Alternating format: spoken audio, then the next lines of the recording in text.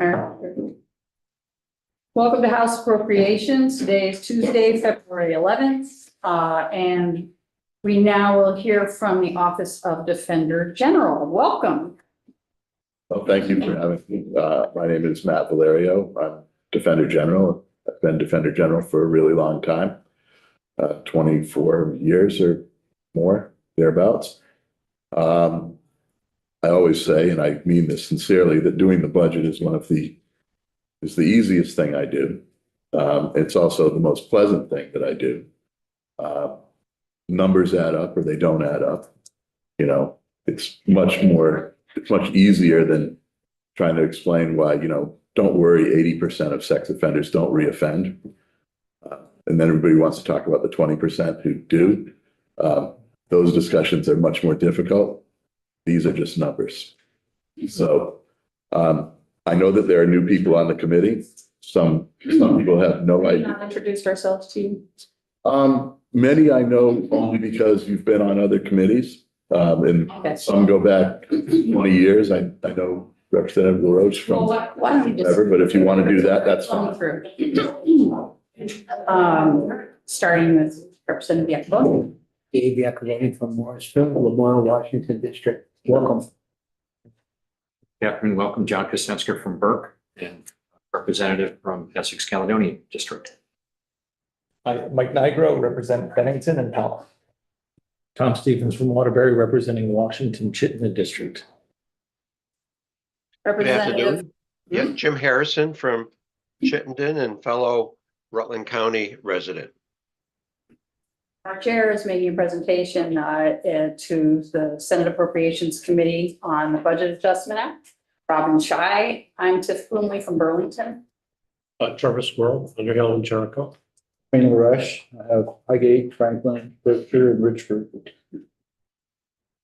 Mike Maricki, Wyndham 4 District of Putney.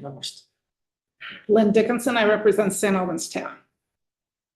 I'd also like to introduce Katrina Lumbra, and she is our financial director. For anybody who's asking, wants to ask, Laura Evans still has not totally and completely retired, and she was our longtime financial person, but she's a little under the weather, so she didn't make it today. But Katrina's kind of the head boss over there now anyway. So I brought her along just in case I mess up. For those who don't know what the Defender General's office does, and this is what it does. Second slide.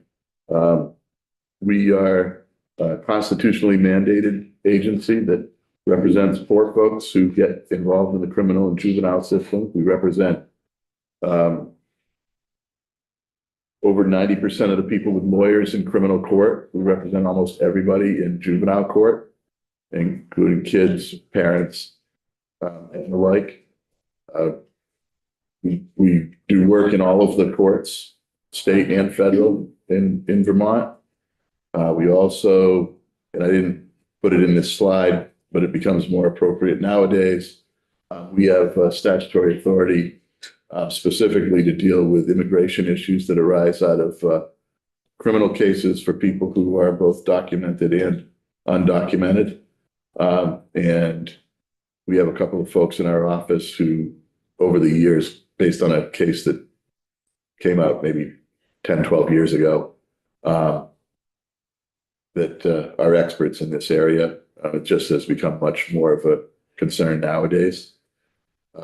One of the other things we do, and it's a small, relative to the total universe of things that we do, we represent about 22,000 cases a year, but we are statutorily required to represent every individual who is in the custody of the Commissioner of Corrections.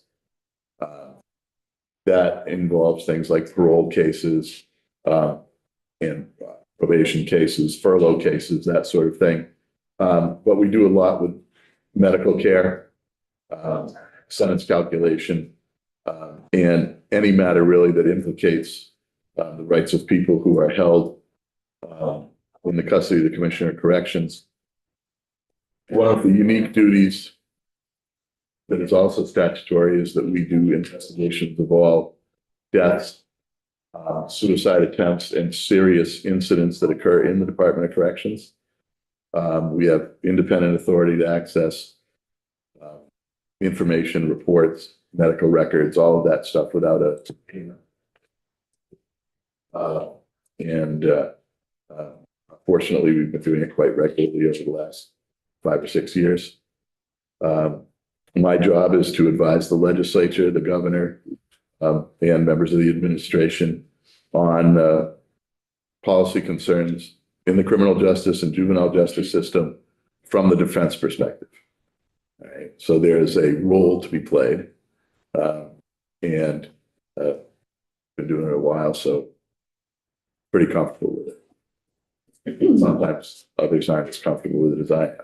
So finally, and this probably comes down to why we're here, is I administer the public defense system. So we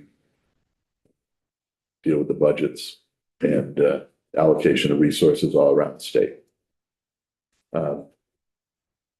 This is hard to see on the slide, but probably a lot easier for you to see in your printouts.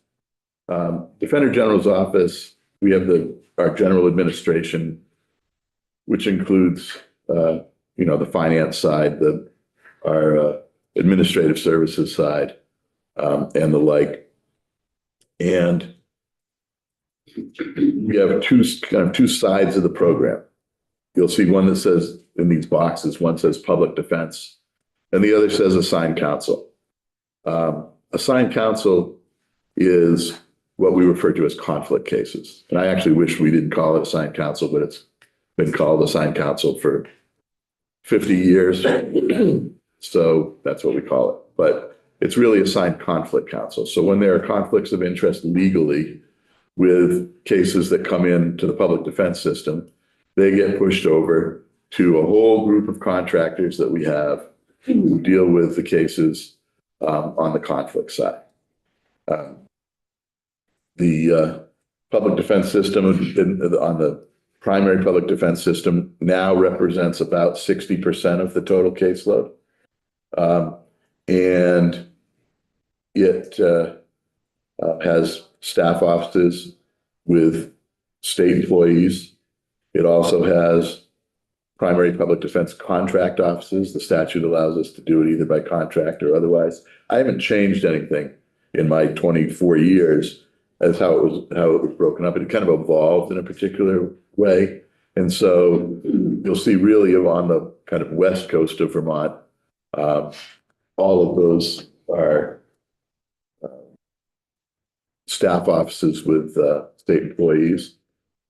Brattleboro, which is Windham County, of course, has a staff office, but as you start to get more north, Orange County, Windsor County, Washington County, and then going up into the Northeast Kingdom, those are all contract offices, except for Lamoille, that is a one-person staff office. Lamoille, not during my tenure, but Lamoille over time has flip-flopped back and forth between it being a contract office or staff offices. And on the West Coast, Addison County is similarly, it's a one-person staff office, which actually used to be a contract office before my time, but went back and forth that way. We have other things that we do in the public defense side. We have serious felony units that only handle homicides. We have those also on the conflict side. We have the appellate defender, the juvenile defender, and the prisoner's rights office, which I had talked about a little bit before. And we do most of the, a lot of appeals come through. We also have we basically mirror this except for the prisoner's rights side of things. On the conflict side, we have serious felony units that handle only murders. We have caseload relief contracts that handle cases that are sort of one step below, but have conflicts with all of the one step below murders, but have conflicts with all of the existing local contractors. And then we have the local contractors. All in all, more or less, we have about 100 contracts out there. And that doesn't mean there are 100 lawyers doing them, because some lawyers have multiple contracts. handle multiple counties or handle multiple areas within one county. So one lawyer might have a juvenile contract and a criminal contract in the same county.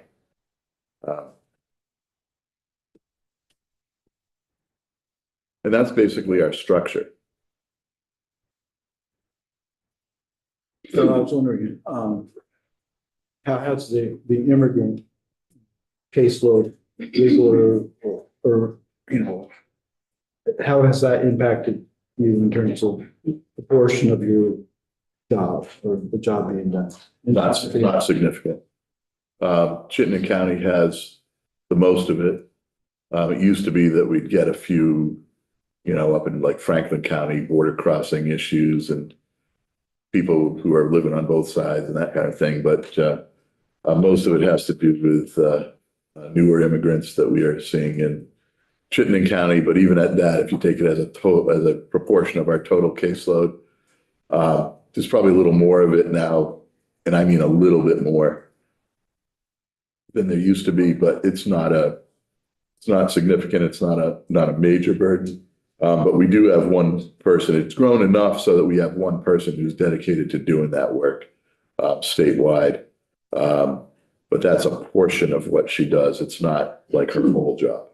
So it's not that big a deal, honestly. Thanks. Rep. Stevens had a question. So thank you for coming. What I'm missing here is how do you get appointed? How are you appointed to this role? I mean, Human Rights Commission is in my portfolio. You're not, but just the idea of you're kind of outside the system to represent people against the system in essence. And so I'm just curious, like, where do you fit in terms of like the Human Rights Commission or the Disabilities Council? It's part of our government, but not part of our government. Yeah, I'm actually appointed by the governor and confirmed by the Senate to a 4-year term. And I was originally appointed by Howard Dean, and then Douglas a couple of times, then Shumlin a couple of times, and Scott a couple of times. It's pretty rare, honestly. I'm far and away the longest serving Defender General. I guess I haven't annoyed people enough to get removed or not reappointed. But the longest one before me was 8 years, and I've been 24 plus. You know, my one brag that I always show up at is that in all my 24 years, I've been within budget, without budget adjustment. This year I asked for budget adjustment, but no money. It was only because I had to deal with some positions that were supposed to be included as full-time positions, regular state, as opposed to limited service positions. And it just kind of got lost in the shuffle last year in the closing days. But, you know, still I haven't asked for money beyond what I've been appropriated in 24 years. Because very early on, I created a structure that is predictable. And if I get what I need, then I don't have to come back. And I never have. Governors tend to like that. And I think that's one of the reasons I'm still here for so long. You know, the other thing is I try to work with people. So it's not always a big battle with the Department of Corrections or public safety or the state's attorneys or the courts or whatever it is. You know, we have our issues, but usually it doesn't arise to anything too inflammatory. I think that's why I've stuck around. No, thank you for the clarification. I just, all these little pockets of folks. So, And I don't have any idea how the people who you talk about get appointed. So, or, you know. Human Rights Commission has a board that makes the suggestion to the governor, but they're part of AOA, but not, it's. Yeah, we're definitely outside. We're actually officially a part of the executive branch. Yeah. So I get invited to like the Christmas party and that kind of thing. That's nice. Benny's. Some of the governors had better Christmas parties, but whatever. So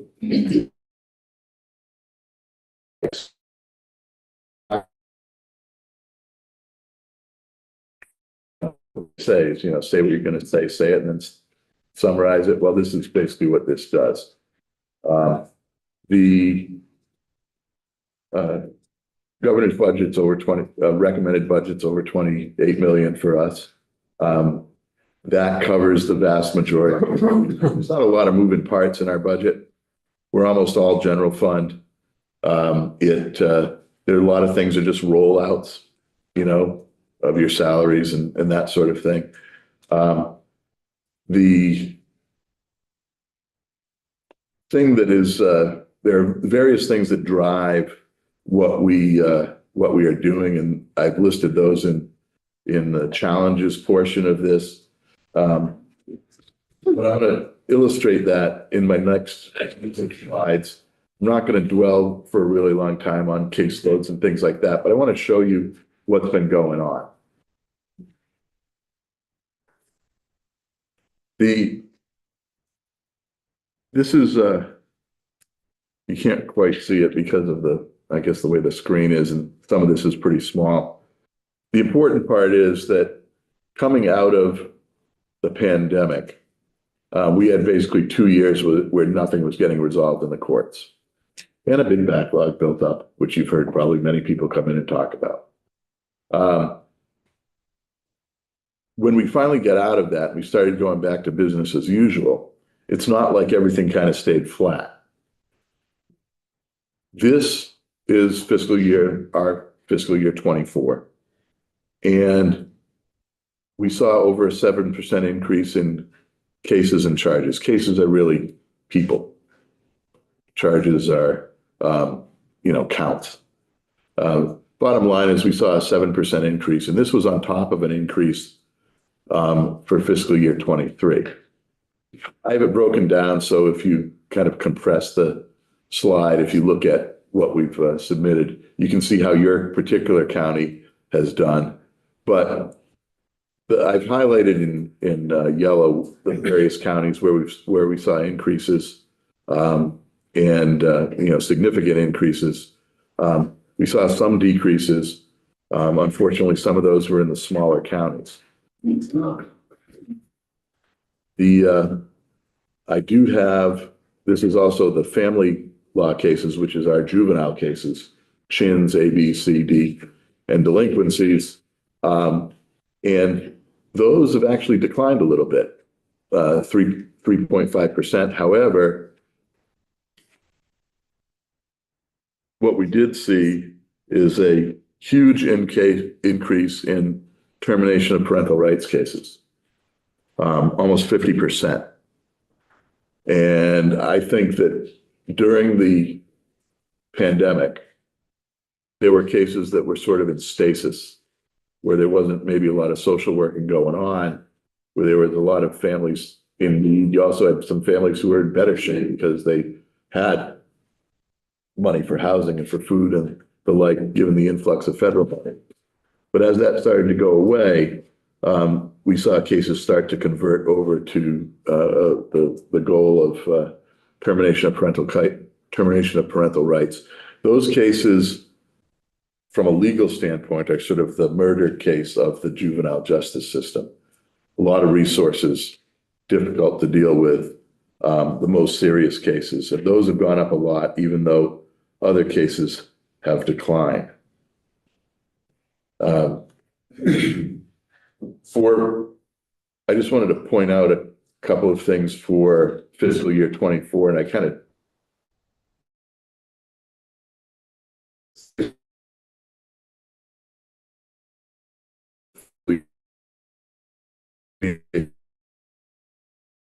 look like the termination of parental rights cases, because they were up almost 60%. And again, this, I think, is sort of, we had a bunch of folks who were not being watched a lot during the pandemic, and we started watching again. And, with the drug issues we've had across the state, we've seen a massive increase in probation violations. So, I understand we probably still have around 23,000 or so unadjudicated cases out there. So the cases that you're showing us here, these are the adjudicated cases? These are added cases during fiscal year 24. So these are not adjudicated at all necessarily. I mean, some would have been, but these are cases that are coming into the funnel, right? And why that's important for us is this is how we calculate our lawyer equivalent case loads, which is like a FTE for, one LEC is kind of like one FTE, right? Full-time employee, one lawyer equivalent caseload. And the ABA definition of that is the amount of cases that the average public defender is supposed to be able to handle in a year, added cases that an average public defender is supposed to be able to handle in a year working 40 hours a week. I would assure you that none of these public defenders are working 40 hours a week, number one. And number two, the added cases post-pandemic is a difficult way to measure things only because we started it with an 18,000 case backlog. So this on top of that gives you what like your real pending caseload is. And that's a bit of a problem. I have a quick question. Probation violations. What is your role in cases of probation violations? What? We defend them like every other case. It's another case. Has a violation occurred? Can the state prove that a violation occurred? If it did occur, what should the disposition be? Should they go to jail? Should we continue them on probation? Should we add conditions? Should we just discharge them because it's a waste of our time? And we represent, that's what we do. And by the way, all of these on the criminal side, including the probation violations, it's constitutionally required. We can't choose what cases we have.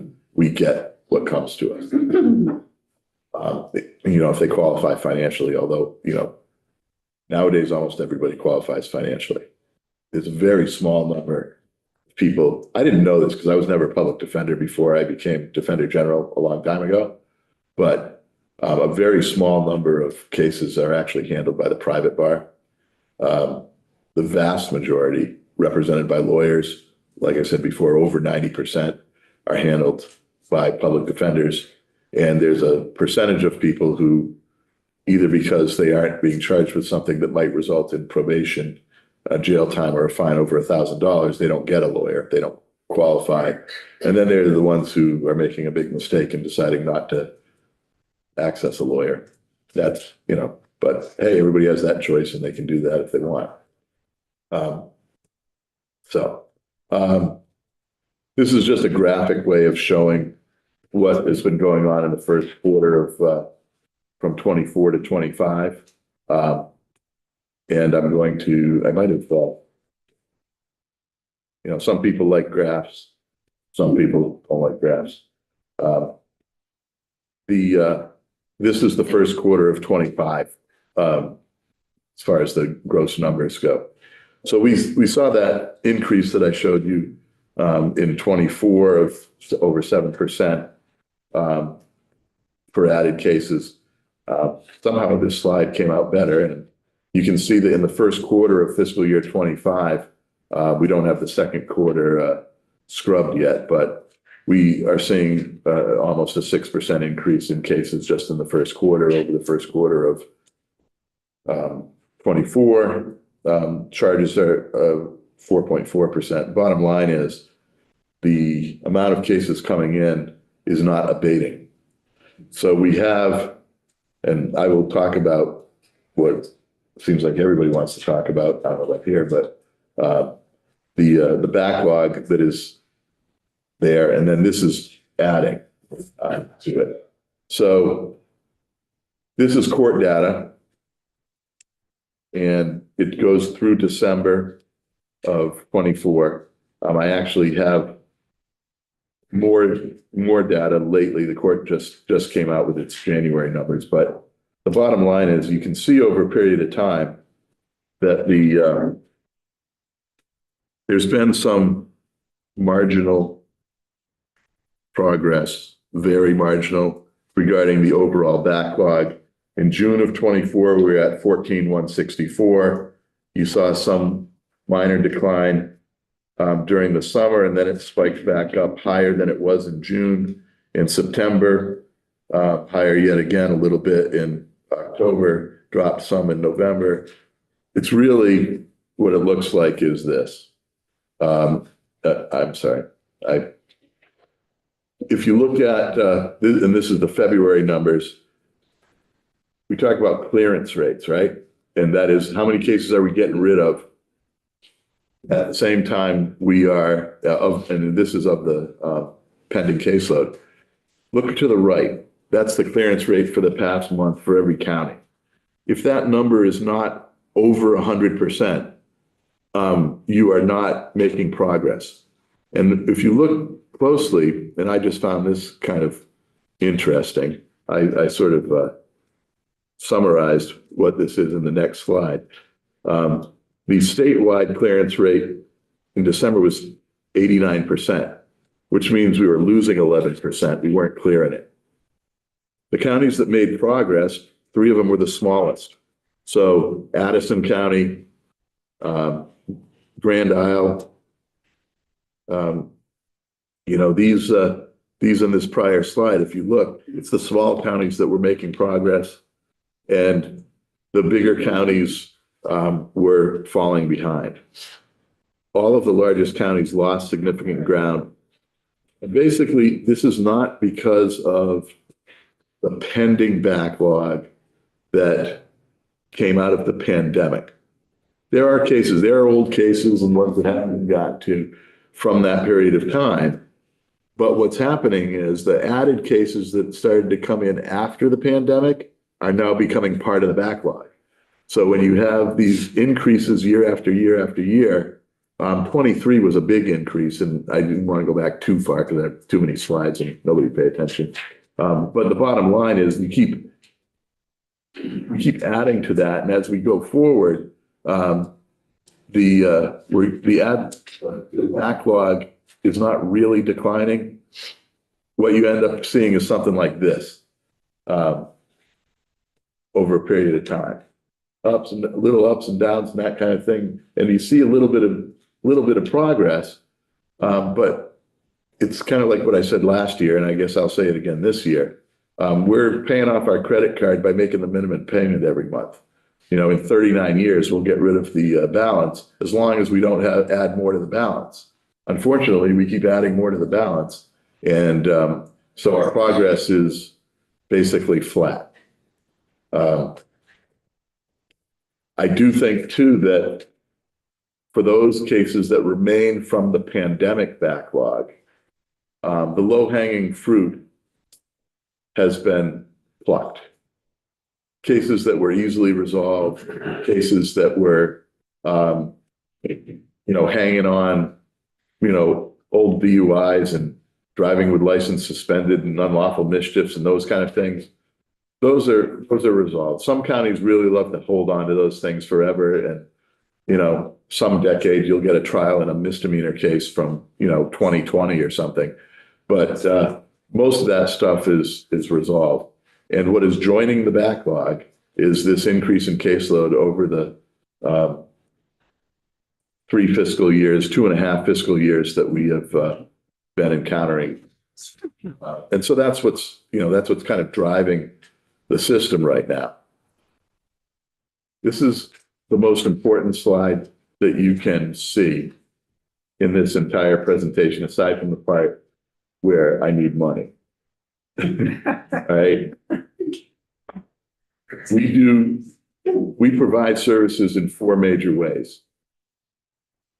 Public defense staff offices with the state employees, public defender contracts for the primary public defenders, the assigned counsel conflict contractors, and then ad hoc counsel, which deal with ad hoc with cases that don't fit into any of the contracts. This is the cost per lawyer equivalent caseload. All right. The cheapest way we do business is the assigned counsel conflict contracts. Next up are the public defender contracts, the staff offices, and if you can see, ad hoc counsel is far and away the most expensive way we do business. When I first was Defender General a long time ago, 80% of our conflict system was ad hoc. And the biggest change that I made from day one, and the thing that I've built the entire system on, is to make sure that cases don't go ad hoc. All right. So I've created along the way structured tiers of contracts that would absorb what used to be ad hoc counsel, or ad hoc cases, and dealt with them that way. There were a couple of keys to why people take these contracts. Number one, you can maintain a private practice and still do personal injury work and real estate and wills and trusts and things like that, in addition to your assigned counsel contracts. The other thing you can do, but the thing about assigned counsel contracts now is we've raised our payment per LEC to a minimum of $150,000 per lawyer equivalent caseload. So that's our minimum standard payment. That is the equivalent of about a step 3 attorney in the staff system when you count in all benefits and things like that. The contractors don't get any benefits. They don't get overhead. They don't get really anything but a lump of money to handle the cases. Then they run their own law firms. The thing that is good for them about that is they're basically covering like their monthly nut by having a guaranteed amount of money that's going to come in. In the old days, pre-me, and I used to do ad hoc cases on occasion for the public defense, but Defender General's office had run out of money multiple times a year, particularly in ad hoc. And people just wouldn't get paid. So you'd get a budget in July. By October, the ad hoc budget would be gone. You'd have to wait for budget adjustment to come through in March or April. And then more money would come in and it'd be gone before June. And then you'd have to wait again until July and it'd start all over again. Meanwhile, people are holding big balances.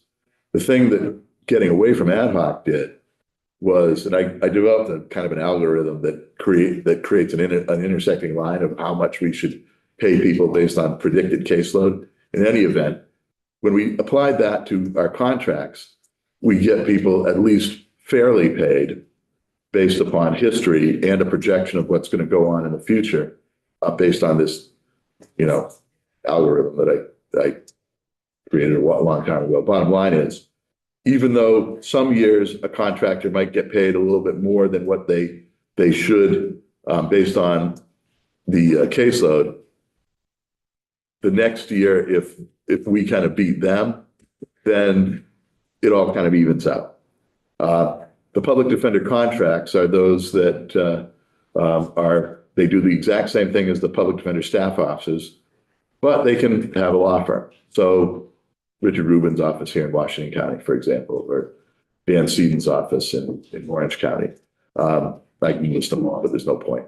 Bottom line is they're running law firms as well. And again, they are able to have a regular practice, but this is guaranteed money that's coming in.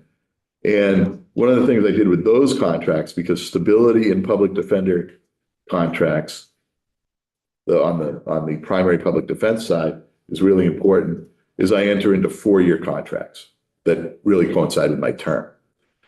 So I'm due for reappointment this spring. The 4-year contracts that that I negotiated 4 years ago are up. Then they can let me know, are they going to renew or not? And then going forward, I'll again do 4-year contracts, and we'll negotiate out increases over those contracts. What this has done is created stability in these contracts that was never there before. And at least they know what they're going to be getting every single year going forward. The public defender staff offices are just like, any other state employee, state agency. We do have a collective bargaining group in the Defender General's office. It's everybody who's not a lawyer, except for the confidential staff, like financial director is not part of the union. But all the investigators, legal assistants, paralegals like that, they're all part of bargaining. We get along perfectly fine. Literally, we get together. We have, every couple of years, we have pizza. I ask what they want. They usually say, oh, things are going pretty good. And then I say, well, I'll give you whatever comes out in non-management as far as the increases that get negotiated there. And we don't have any problem with it. So we don't have any battles within the DG's office and regarding the union side of things. 1 second, Rep. Dickinson. Yeah. Okay, yes, when you looked at the ad hoc council, Hmm. and from what you're saying, you tried to get away from that, Yeah, and it looks like you've lost control of it. I no, mean, not at that's a all. lot of money and a lot more cases, or, You're totally misreading that. okay, yes, That is the cost per lawyer equivalent caseload. okay. All right. So why does it have that big one? Well, look, next slide. Next slide. In 2002, when I took, it was 2001, but fiscal year 2002, when I took over, those numbers on the left are what ad hoc cases were. Everything I've done for that entire amount of time was to reduce ad hoc cases. At various times, we've reduced ad hoc cases over 92% compared to where it was 23 years ago. Ad hoc cases now represent a teeny tiny portion of the total caseload. The cost per lawyer equivalent caseload is very high. And it's they are, and even at that, they're only getting paid $100 an hour. But if you did I hate graphs and colored glossy photos and that sort of thing. But the bottom line is if I put ad hoc in a pie graph, it'd be a very diet piece of pie that you would be seeing out of the total caseload. Just a little sliver when you're trying to fit in Thanksgiving that you really shouldn't. It's this, so if you can see where we are, we're trending in 2002, we were at like $1.2 million in ad hoc. And our ad hoc now is, what's it, 250? Yeah. 250,000. So, we're over $1 million down from what it was 20 something years ago. And if you want to do the time value of money calculation, I can do that for you. And it's like, we're 92% down. So in fact, not under control we're totally under control. And it's all of those contracts and those tiers that we put in that make sure that it is. Okay, thank you. No problem. I put this in because this is what people just like to look at. I don't even really pay much attention to it, to be perfectly honest. This is, your lovely ups and downs sheet. Everything is sort of up a little bit and it's all based on rollouts. And you have that in your big sheet. And if anybody wants to ask about that, I'm happy to do it. Governor's recommended budget deals with, and we're back to that slide. But it does continue our current service level, provides funds for salary and benefit increases, provides increases for funding for the 4-year public defense contracts. It does provide a 2% increase for assigned counsel contracts. Remember that, I'm going to come back to it. Provides minimal increases for office leases and property maintenance and facilities, which it does. It's a little bit of an issue for me. BGS goes out and negotiates these leases on behalf of us. And so we do these exercises where you get a 3%, you give us a 3% budget exercise of 3%, and then BGS negotiates a 15% increase in your lease. And I say, I'm not doing a 15% increase in the lease. They get mad at me. And then I try to take over like the negotiation of the lease myself, and I get them at like 7 or 8%. And there's some tension there on occasion. But the bottom line is they don't know that we're being asked to do a 3% increase, and they're just going out and doing what they do.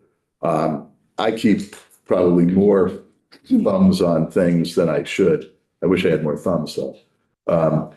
But where you get in situations where other agencies negotiate money for you without knowing what the money is coming in becomes a bit of an issue.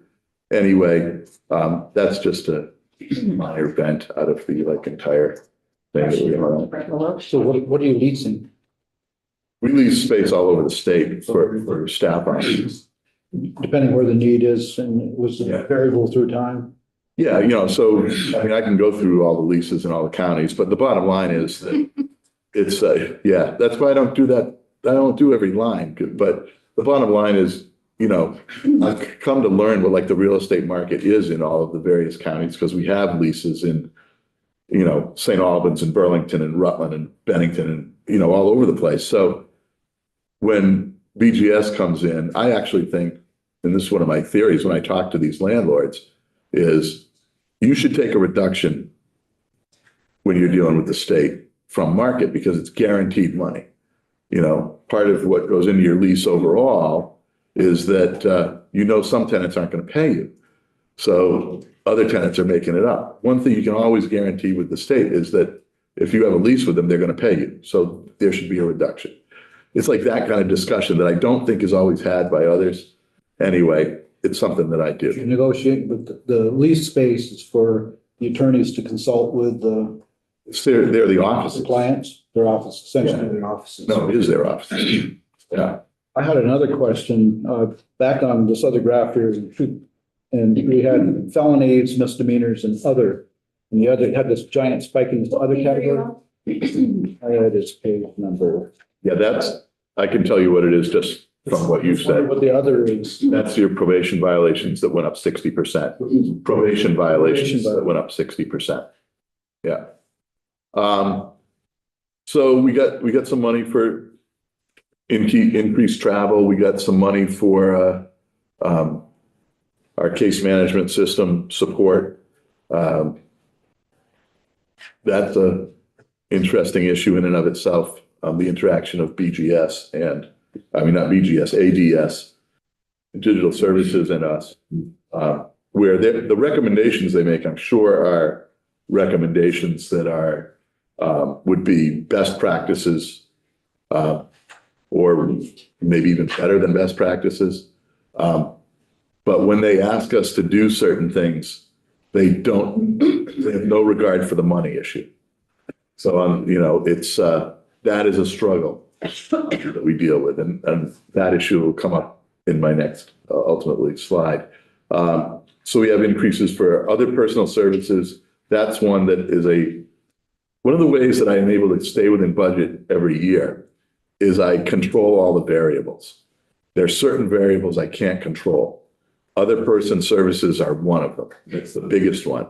It's what other people charge us that we need to do, like private investigators and psychiatrists, psychologists, any of the people who do litigation support for the Defender General's office that we are constitutionally required to provide. There's been an interesting thing that has gone on over a couple of years where we, like for evaluations for mental health purposes, for example, the state contracted out the evaluation process for competency evaluations, for example. And they contracted out to people around the country, and they're tele things. Not ideal and just as a matter of course, but the other thing is the contract called for a certain amount of money. When the local people found out what the state was charging to do that work, they all doubled their rates. So we were paying like $200 an hour before the pandemic, and now we're paying $500 to $600 an hour for the same people we had before doing the same thing they were doing before, but the market just went like this. Now we had inflation, we had a whole bunch of other things that did that, but our contracting out of state, because we couldn't get anybody in states, honestly, has boosted what the few local people around who do this work are charging. And so that's why every year I come in and say, I need another couple $100,000 for this. And I try to keep it reasonable. But that's one of those areas that is difficult to control because I can't control what other people charge. And that is the other personal services. Quick question, related to that. Is it, so Vermont Legal Aid, they have a contract as well, right, to provide mental health assessments? They do something different. Okay, We are looking at competency to stand trial in a criminal case. And what they are doing is involuntary commitment type work. okay, And it's totally different kind of thing. They do get the cases after if somebody's been found incompetent to stand trial, legal aid then takes over the case and deals with the mental health side of it. So if somebody's under a hospitalization order or non-hospitalization order, they will litigate that if there's litigation required, civilly with the Department of Health regarding whatever they want to do. That is once it leaves us, but when it comes to evaluations for competency, pre-trial, and sanity, when it goes to trial, that's the money that we're using. thank you. So I've already talked about, the accomplishments really fiscally we've had over the years. Dealing with, whether it's ad hoc or stability in the budget. We do continue to have some challenges, as every agency in government does. And it's hard for me to read this on my screen, so I'm gonna.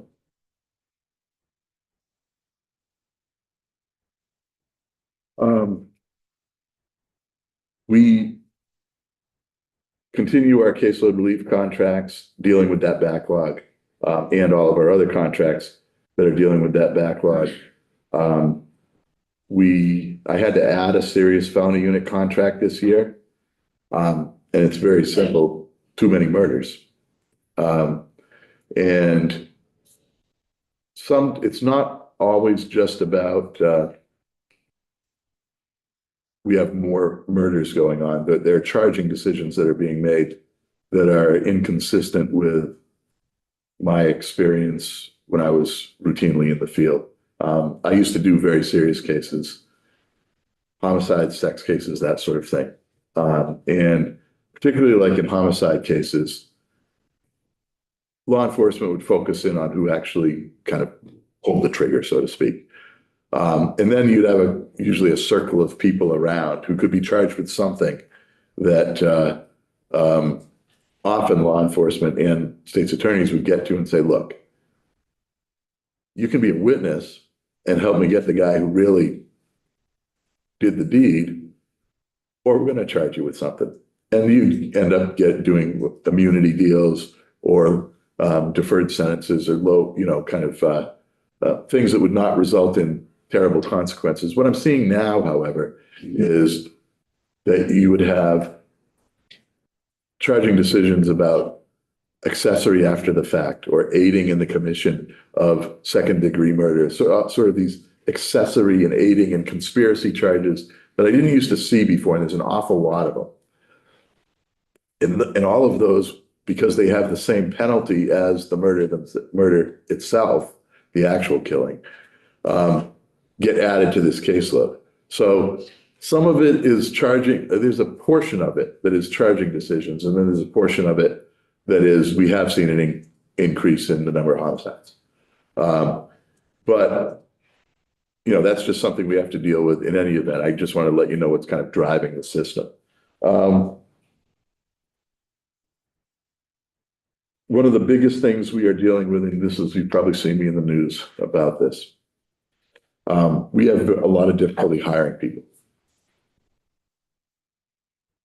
And I'm going to take exception to there was a recent editorial by someone from the law school. Maybe you saw it in Vermont Digger last night.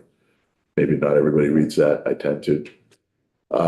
Who said it was, it's underfunding and it's overwork and it's that. Problem is we don't have enough lawyers. We don't have enough lawyers who are ready, willing, and able to do this work.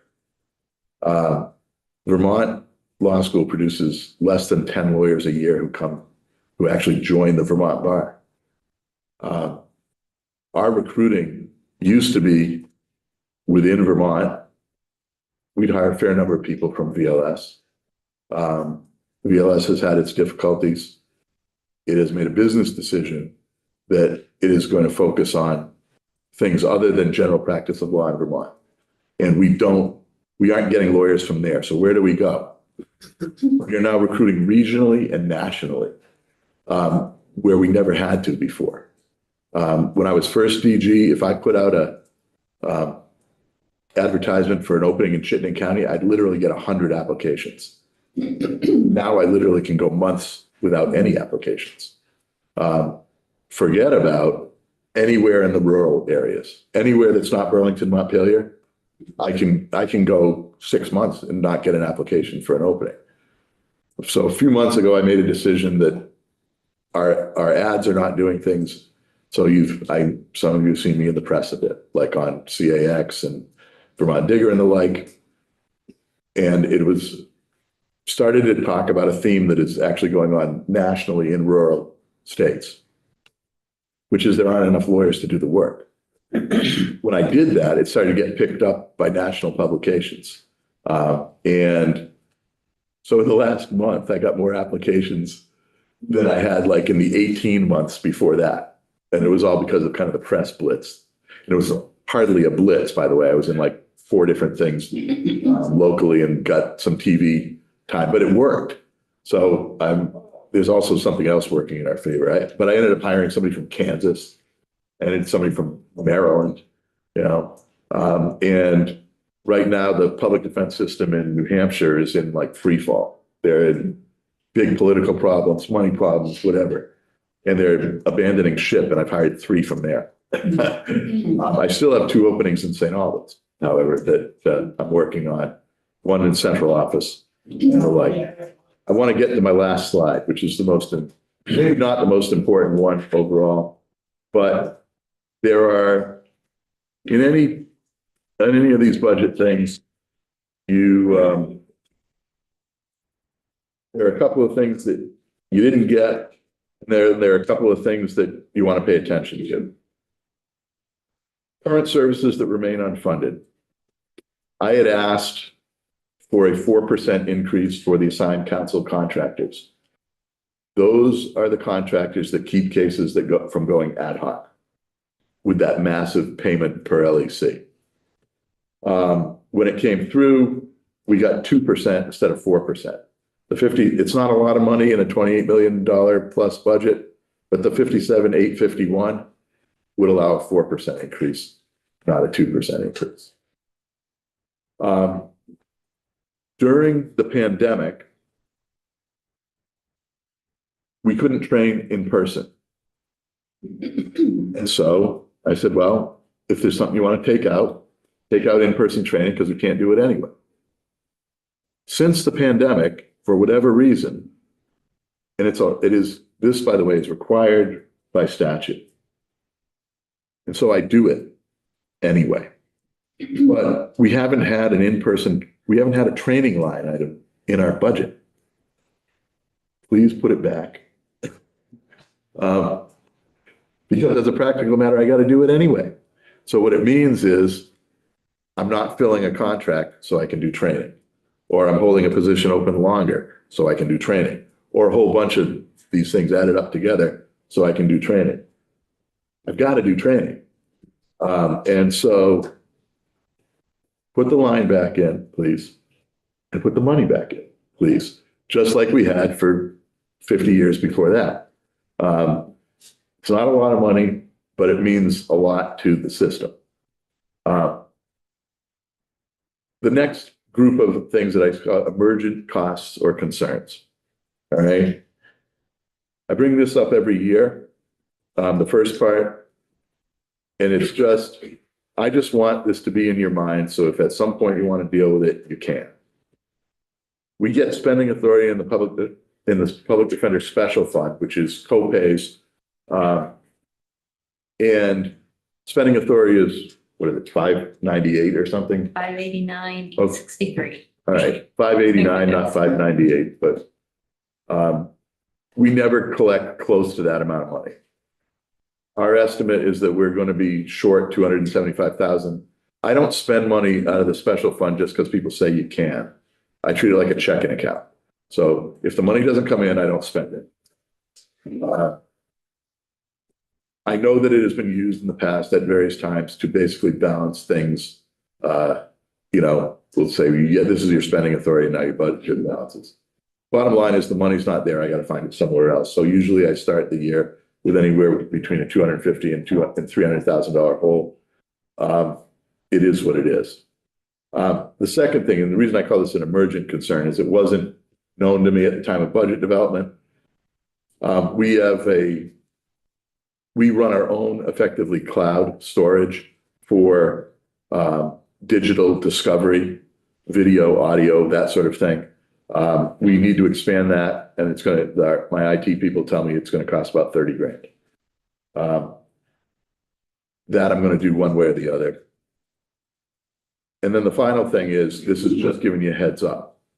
If none of those, if I can't make a deal with those 3 contract applicants that I have, then I'm going to have to put a staff office in Orleans County, and it's going to cost estimated $87,500 more than if I was going to contract that service. So I'm just putting that on your radar. I don't know that that's going to happen. That's why I put them as emergent concerns as opposed to, but I bring up the PD special fund. It doesn't collect what the spending authority is. And then I need that. I'm going to end up having to buy that storage capacity. And that's what it adds up to. Fundamentally, could I make the governor's recommended budget work? Sure, I could. It'd require me to do some things, hold positions open, do whatever. But it's fair. But there are some things I need, and I really would like to get the assigned council contractors a 4% increase. And I'd like to get training back on the line item. That's pretty much all I have. Or as the last, yes. Thank you very much. Any committee members have any questions before say goodbye? Yes. So these things you just discussed, potentially could end up, if they're not funded in this budget, would be potentially BAA things for next year. Yeah, potentially. I know I can work around it, and that's what I endeavor to do. I mean, the statute says you got to try to live within your budget, and if I can figure out a way to do it, I'll do it, and I always have done it. It just means that some things aren't going to happen the way I would like them to happen, and some people aren't going to get paid exactly what they should or whatever. So, yeah. All right. Right. Thank you very much. Well, thanks for having me. Always enjoyed doing this. All right, committee, why don't we go off live right now? It's at 2:00, we have the Department of Motor Vehicles. Agency of Transportation. Or the Agency of Transportation, sorry about that. So is everybody all right if we don't take a break and go right to Agency of Transportation? Okay, great. So we'll go off live